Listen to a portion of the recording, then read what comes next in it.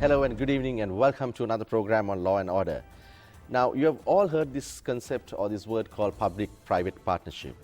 Now, is this a legal position or is this just an arrangement? You've also seen the massive amount of development that is going on in Sri Lanka, and this concept of public-private partnership has come to light and highlighted in the recent past. So we thought on today's program on Law and Order, we will get an expert on this area of law and we will try to educate you on what this area of law.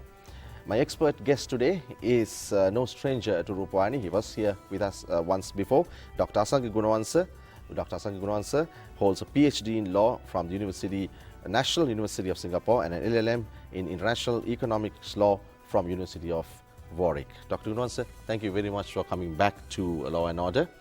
And straight away, I will go into the question, what is PPP in only short or public-private partnership? Thank you for inviting me again. Well, PPP stands for public-private partnerships. Yeah. So if you are looking for a definition, there is no single standard definition that can be used to identify what a PPP is. Even if you look at multilateral banks such as the ADB and the World Bank, and so on, will be using slightly different versions of their own interpretations or definitions, for PPP. But generally speaking, a PPP is a contractual relationship between a public sector entity and a private party, a private investor, for a long-term public utility or infrastructure development project in which the private investor will be funding the development costs and taking a lot of risks associated with the operational aspects as well as construction aspects of this project, and where the revenue is linked to the payments that the developer will eventually receive. Now, can you give me an example? Yeah, a good example would be, let's assume that a developing country wants to develop a new port or a seaport or airport or a public infrastructure facility such as a highway. Now, if this developing country doesn't have sufficient funds to allocate from its own budget for these development projects, they will have to look around, and either obtain a foreign grant or a foreign loan and then get the project done by appointing a contractor, in which event the obligation to pay the loan is with the state entity. But if they don't want to take that risk and if they want to pass that risk to a private investor, they can invite private investors to come and develop the project, run it for a certain period of time to recover their costs as well as expected profits, and then hand the profit back to the government. Right. Now, so this is different to the other types of contracts we heard about BOT, build, operate and transfer, BOOT and BOO. Are these different? No, they are all. So if you look at the concept of public-private partnerships in a very wide sense, right, what it means is a long-term relationship has come into existence between a public entity and a private entity. Right. So how do you establish this relationship? That can be in the form of a joint venture. Right. It can be in the form of a BOO, build, own, operate contract, Yes. or it can be in the form of a build, operate, transfer contract. Yes. You can come up with various acronyms, to identify the contractual relationship depending on what has been negotiated between the parties. Right. Now, governments and multilateral banks, which generally comes into funding this kind of projects like you mentioned, more and more are wanting to have PPP projects. Correct. They are saying it's the way forward. Why is this? Several reasons. If you look at the UN system now, we have approximately 200 countries. And out of these 200 countries, about 150 countries fall into the category of developing or least developed. Right? And an institution like the World Bank, for example, where do they get money? These are not profit-making entities, right? Yeah. World Bank is like a club, made out of members. Right. So they collect money from the members. Right.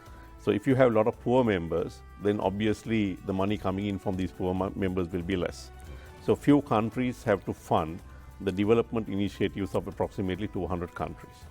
So institutions, multilateral institutions such as the World Bank and the Asian Development Bank no longer has sufficient funds to grant developing countries to develop or to address all their development needs.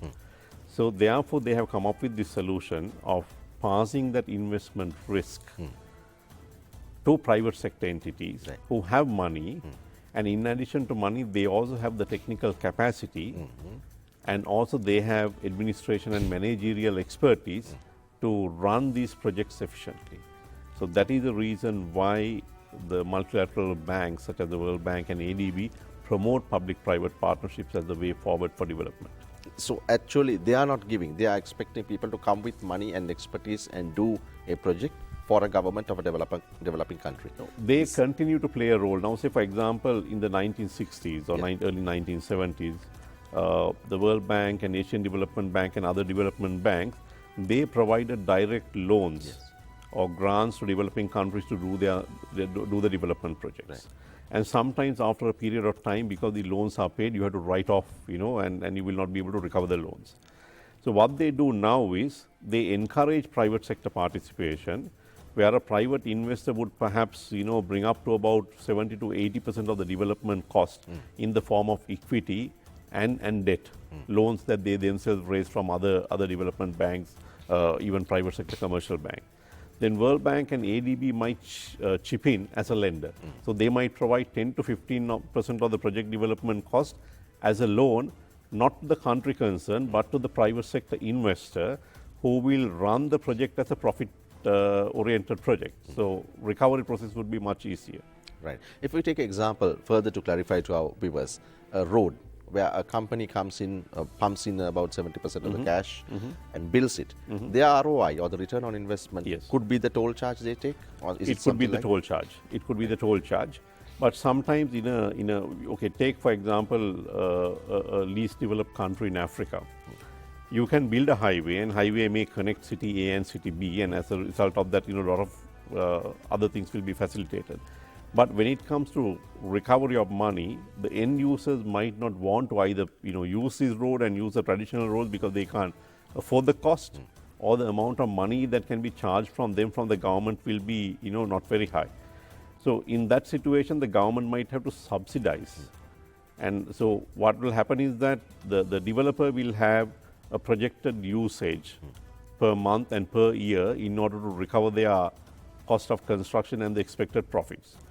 So in the event the toll charges they collect don't meet that target, the shortfall will have to be met by the government. So it all depends on how you negotiate and structure your contract. Okay. So what will be the typical matrix of a PPP contract, and who are the key players or parties? Yeah. So depending on the type of project, whether it's a build own operate or build operate trans or joint venture, the number of parties involved may be different, but generally there's a multitude of parties involved in these projects, and the project can only start, since it's a public-private partnership, there has to be a public sector and a private sector. Right. So the public sector will have to come forward and give permission and promise various concessions to the investor in order to forge that partnership.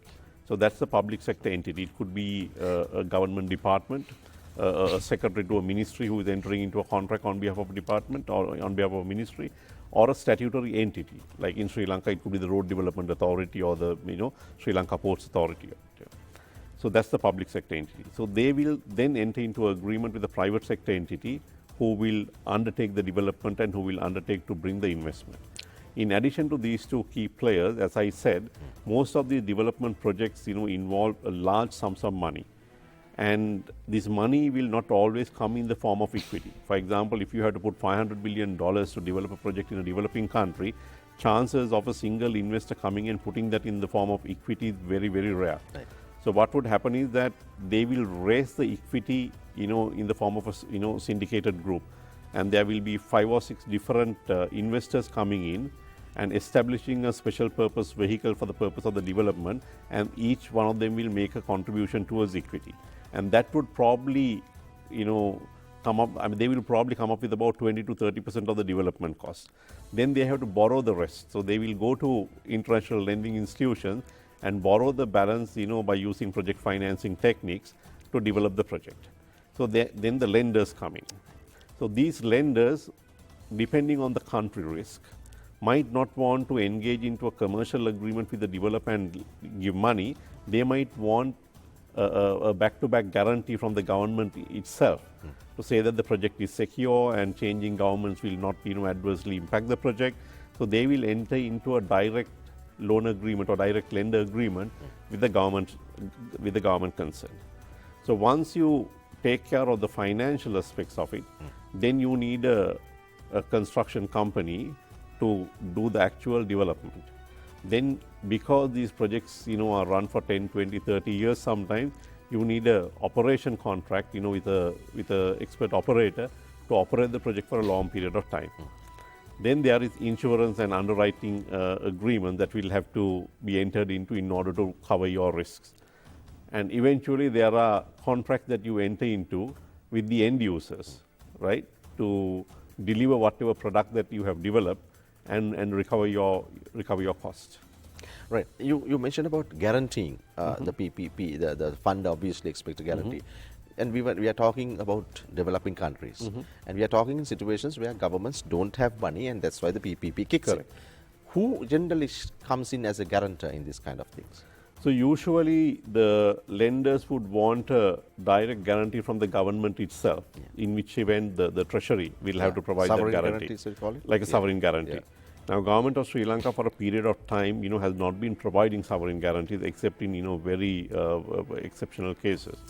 But in those situations, there have been other institutions that can provide guarantee. For example, MIGA, which operates under the World Bank, used to provide such guarantees on behalf of developing countries to the lenders, to ensure that the risk associated with the loans not being paid would be adequately addressed. Yeah, so still, although like you said that there is less money in ADB and World Banks and all that, they do kick in instances as guarantors, do they?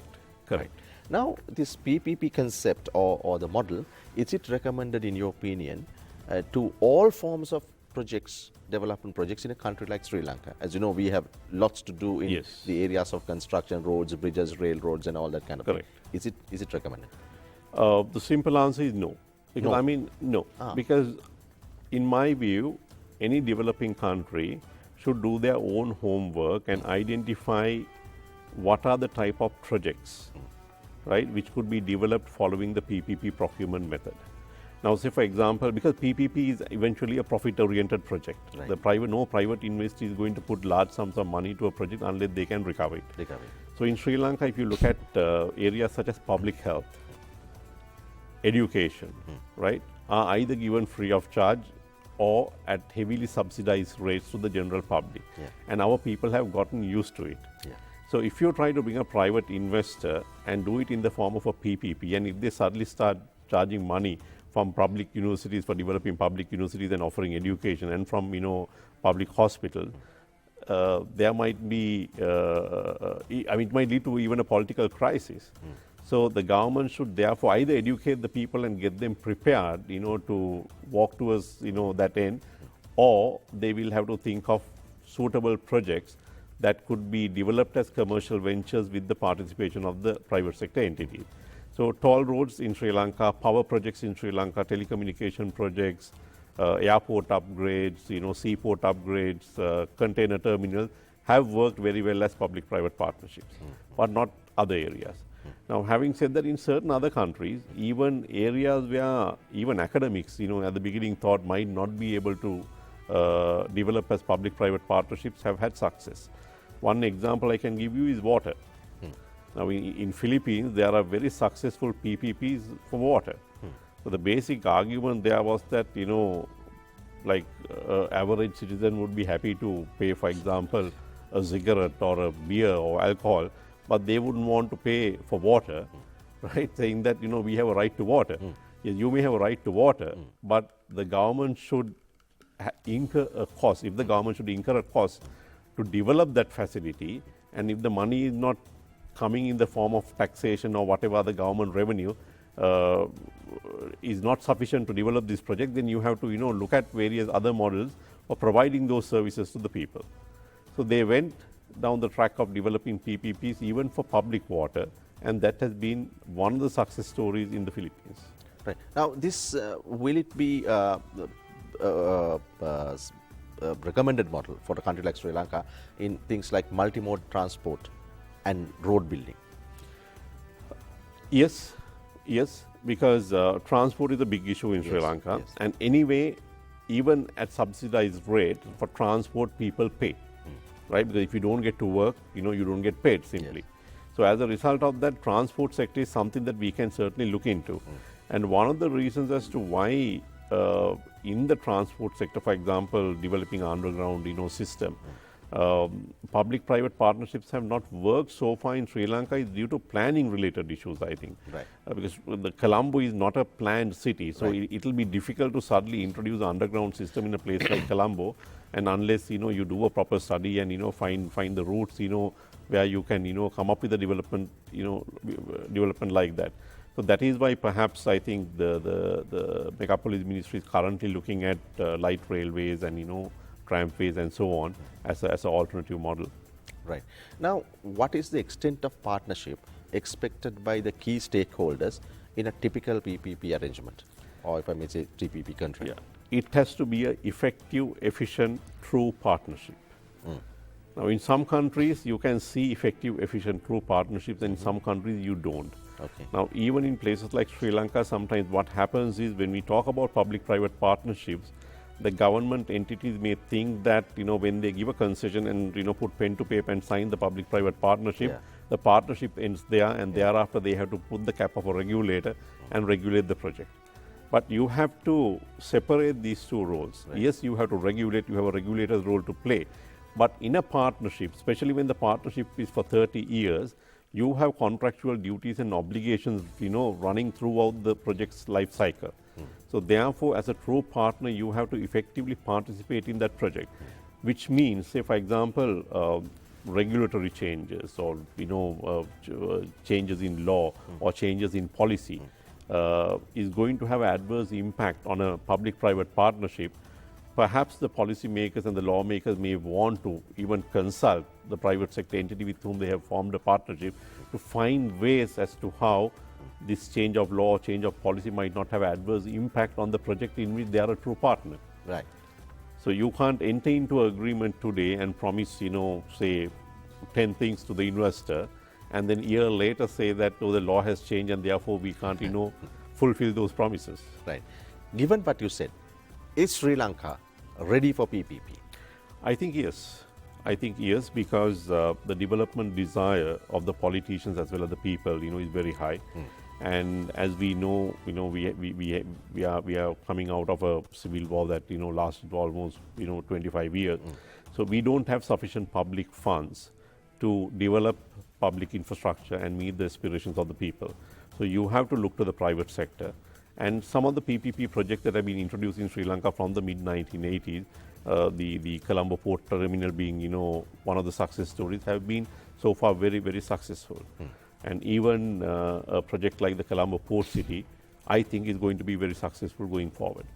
So therefore, yes, we are ready, but we have to, like I said earlier, do our homework and identify key sectors and key areas where PPPs could work, and it could be acceptable socially, culturally, and politically to the people as well. Yeah. And you were telling about the extent of partnership. Yes. And you were telling about countries that were successful in that.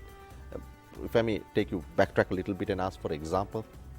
Yeah, so Singapore. Singapore. Now in Singapore there is public-private partnerships, and the strange thing about Singapore is that it is openly admitted even by private sector investors that the more effective partner in their marriage is the public sector entity and not the private sector entity. Right. So true leadership is provided to the project.